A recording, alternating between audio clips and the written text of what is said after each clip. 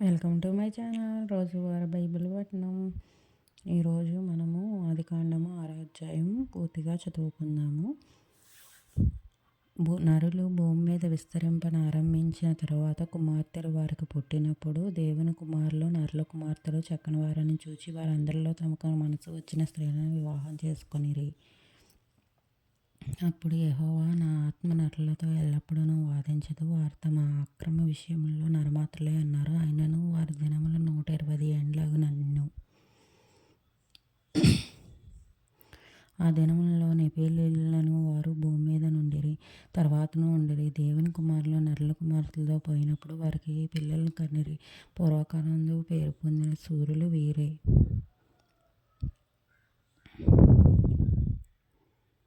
నరుల చెడుతనము భూమి మీద గొప్పదనియు వారి హృదయం యొక్క తలంపులలోని ఊహ అంతయు ఎల్లప్పుడూ కేవలం చెడ్డదనియు యెహోవా చూచి తాను భూమి మీద నరులను చేసినందుకు యెహోవా సంతాపం నొంది తన హృదయంలో నొచ్చుకొనెను. అప్పుడు యెహోవా, నేను సృజించిన నరులతో కూడా జంతువులను, పురుగులను, ఆకాశ పక్షాదులను భూమి మీద నుండకుండా తుడిచివేయుదును. ఎలయనగా నేను వారిని సృష్టించి అయితే నోవాహు యెహోవా దృష్టియందు కృప పొందిన వాడాయెను.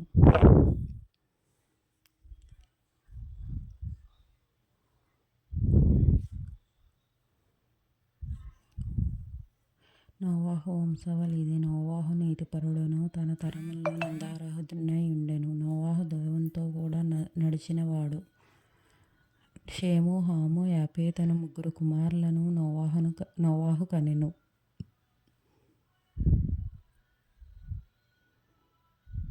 భూలోకము దేవుని సన్నిధిని చెడిపోయి ఉండెను. భూలోకము బలాత్కారంతో నిండి ఉండెను. దేవుడు భూలోకము చూచినప్పుడు అది చెడిపోయి ఉండెను. భూమి మీద సమస్త శరీరులు తమ మార్గమును చెరిపివేసుకుని ఉండిరి. దేవుడు నోవాహుతో, సమస్త శరీరుల మూలముగా భూమి బలాత్కారంతో నిండి ఉన్నది గనుక నా సన్నిధిని వారి అంతము వచ్చి ఉన్నది. ఇదిగో, వారిని భూమితో కూడా నాశనము చేయుదును. చితి సారకపు మానుతో నీ కొరకు ఓడను చేసుకొనుము. అరలు పెట్టి ఆ ఓడను చేసి లోపటను వెలుపటను దానికి కీలు పూయవలెను. నీవు దాన్ని చేయవలసిన విధమిది. ఆ ఓడ 300 మూరల పొడుగును, 50 మూరల వెడల్పును, 30 మూరల ఎత్తును గలదై ఉండవలెను.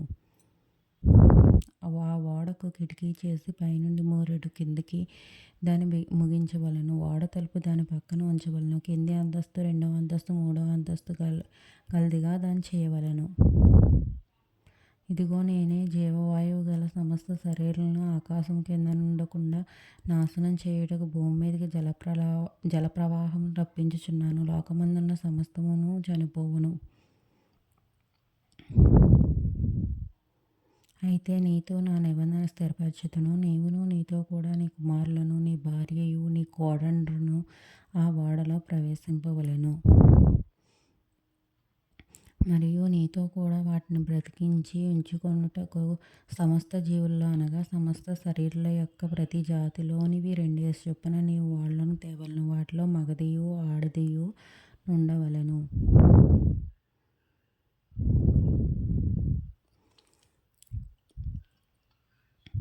నీవు వాటిని బ్రతికించి ఉంచుకొనుటకై వాటి జాతుల ప్రకారము పక్షులలోను, వాటి జాతుల ప్రకారం జంతువులలోను, వాటి జాతుల ప్రకారం నేల ప్రాకు వాటన్నిటిలోను ప్రతి జాతిలో 2 చొప్పున నీ యొద్దకు అవి వచ్చును.